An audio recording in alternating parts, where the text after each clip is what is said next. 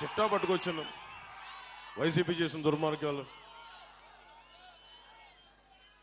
మీలో మద్యపానాన్ని నిషేధిద్దామా వదిలేద్దామా మీరు చెప్పండి.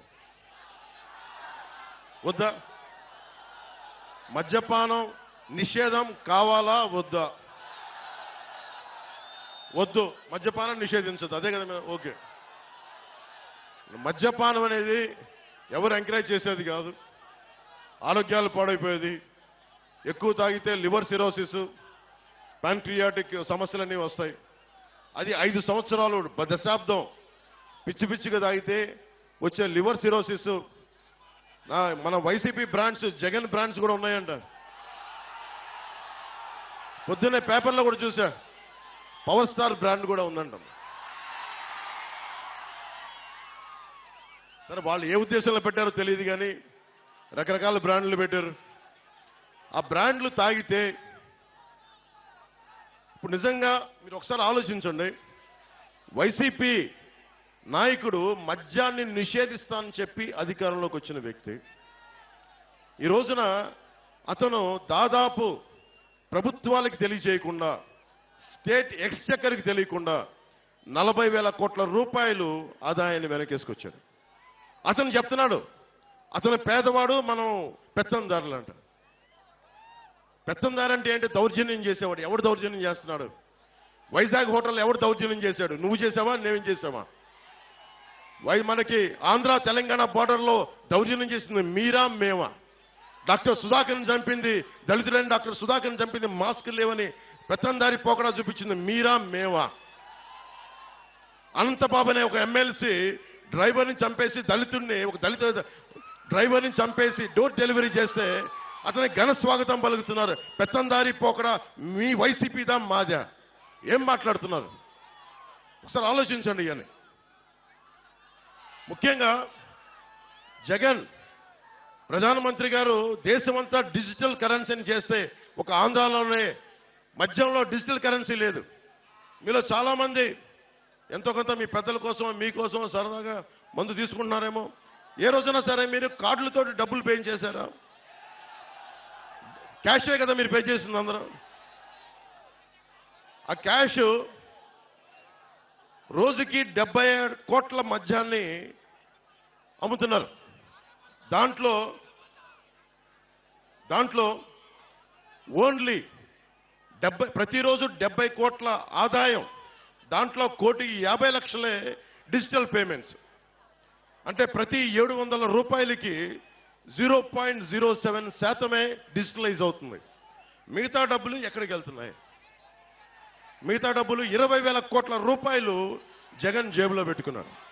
16 కంపెనీలు, మిథున్ రెడ్డి గారి కంపెనీ, ఇంకా పెద్ద పెద్దలందరూ ఉన్నారు, అందరూ కంపెనీలు, 16 కంపెనీలు. 74% సేల్స్ అంతా ఆ కంపెనీలే. అదేనా మంచి మందా? నాణ్యత లేని మందు. ఎలాంటి ఫ్యాక్టరీలు అంటే అవి కనుక్కుంటా ఉంటే 2,000 లీటర్ల బాటిల్ తయారు చేసేది 6,000 లీటర్లు చేస్తా ఉన్నారు. దాన్ని ఆల్కహాల్ కంటెంట్ తగ్గించి ప్యూరిఫై చేసే ప్రాసెస్ లో 6,000 బాటిల్స్ తయారు చేస్తా ఉన్నారు. ఒక్కొక్కళ్ళకి మతి స్థిమితం పోతా ఉంది, మూర్ఛలు వస్తా ఉన్నాయి, పేగులు కరిగిపోతా ఉన్నాయి. నేషనల్ హెల్త్ సర్వే ఆంధ్రప్రదేశ్లో అత్యధికంగా మందు వల్ల చావులున్నాయి, ప్యాన్క్రియాటిక్ డిసీజెస్ ఉన్నాయి, లివర్ సిరోసిస్ పెరిగిపోయిందని చెప్పి నేషనల్ హెల్త్ సర్వే ఈ రోజున మనకి నివేదిక ఇచ్చా ఉంది. ఒక్కళ్ళు మాట్లాడలేదు. ఇతను చెప్తున్నాడు అతను పేదవాడంట, మనందరం పెత్తందారులంట. కూర్చోబెట్టి ఎవడు అమ్ముతున్నాడు మద్యం? ఎవడు ముఖ్యమంత్రి రాష్ట్రానికి? జగనా మనవా ముఖ్యమంత్రి? ఎవడు పెత్తందారి? జగనా మనవా?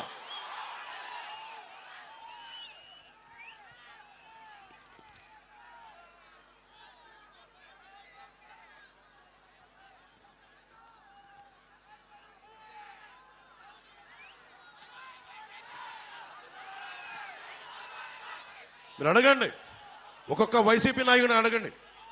కొత్తపల్లి భూములు ఇచ్చేశారు రైతాంగం. ఇచ్చిన భూములకి పరిశ్రమలు వచ్చినాయా? ఉపాధి అవకాశాలు వచ్చినాయా? పోనీ పరిశ్రమలు పెట్టని భూముల్ని తిరిగి రైతాంగానికి ఇచ్చారా?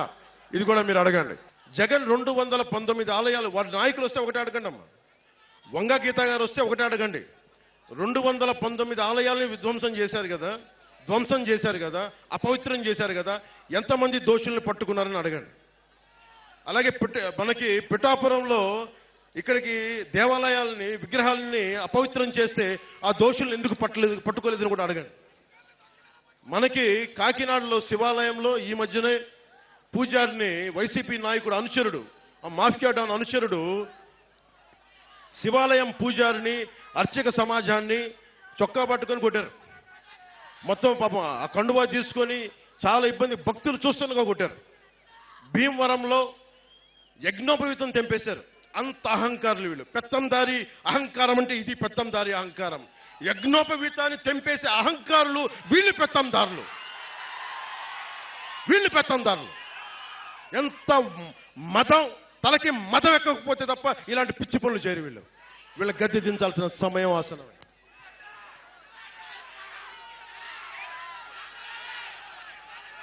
ఏ స్థాయికి వెళ్ళిపోయారంటే ఈ రోజున వేమూరు నియోజకవర్గంలో పార్టీల కోసం వచ్చే మా కూటమికి నిలబెట్టడానికి మద్దతు కోసం వచ్చిన ఎన్ఆర్ఐల్ని మీరు కూటమి కోసం మీరు ప్రచారం చేస్తే మిమ్మల్ని వెనక్కి వెళ్ళనివ్వం, మీ మీద కేసులు పెడతామని బెదిరిస్తా ఉన్నారు. వాళ్ళు పిఠాపురం కాదు, ఆంధ్రాలో ఎక్కడికి వెళ్ళా రమ్మని చెప్తాం, తరిమి కొడతాం ఇలాంటి పిచ్చి మాటలు మాట్లాడితే ఒక్కొక్కరు.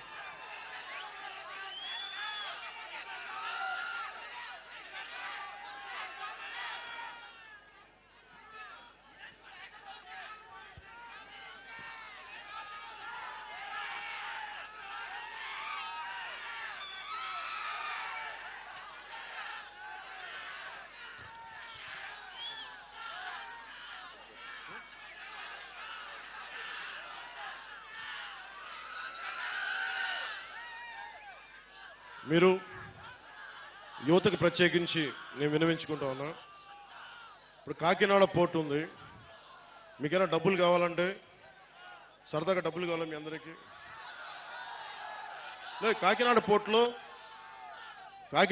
పాపం మనకి అరవిందో సంస్థ ఫ్యాక్టరీ 2 వాళ్ళయే, కాకినాడ పోర్టులు 2 వాళ్ళయే. ఒక కంపెనీకి ఒకటే ఇవ్వాలి, కానీ పాపం రూల్స్ తుంగలో తొక్కి 2 పోర్టులు వాళ్ళకే ఇచ్చారు. అక్కడి నుంచే అదే చెప్తున్నా, మాఫియా డాన్ గురించే మాట్లాడుతున్నా. మాఫియా డాన్ గురించి మనం గెలిచిన తర్వాత మాఫియా డాన్ ఇక్కడికి రమ్మని చెప్పి నేను మాట్లాడతాను. మాఫియా డాన్ని పిఠాపురంలో అడుగు పెట్టమని చెప్పి నేను వచ్చిన తర్వాత. పిఠాపురంకి రా.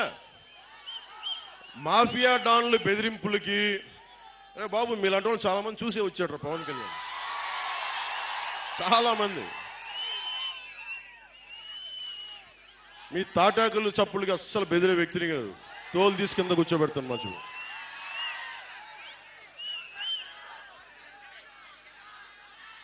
ముఖ్యంగా కాకినాడ సీ పోర్ట్ ఏమైందంటే, అక్కడ పోర్టు అది ఒక డీజిల్ మాఫియాకి హబ్ అయిపోయింది. అది